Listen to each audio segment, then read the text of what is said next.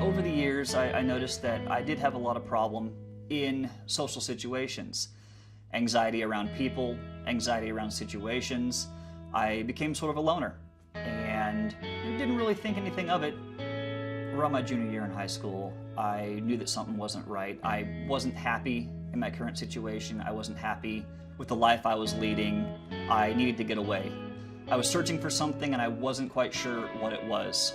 And so I found out that what I'd been feeling for so many years and what I'd been going through was really depression. It's closing in on me. And the phone rings.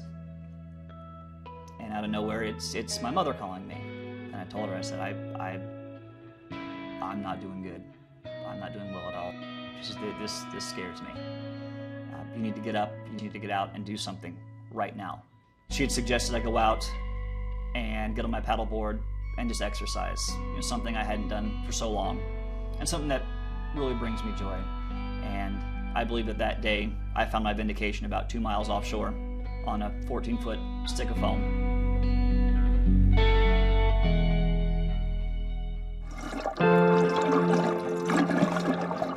I just happened to mention to a friend, what would be really cool to do, theoretically, what if I were to paddle the entire West Coast from Canada, let's say, to Mexico? And I think word just got out. I mentioned it to one person, they mentioned it to somebody else, and pretty soon I had people saying to me, hey, I hear you're going to paddle the coast. We calibrated everything on this trip. The trip ended up being 1,386 miles total over a period of 58 days. I had to train my mind and my body to be courageous against the elements. I had to listen to myself, listen to my heart, listen to what was going on around me, and put all of these together to make something like this happen.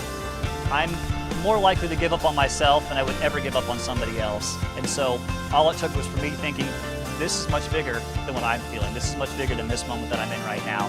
And that's all I needed to think about to keep going and keep pushing forward, no matter what the circumstance.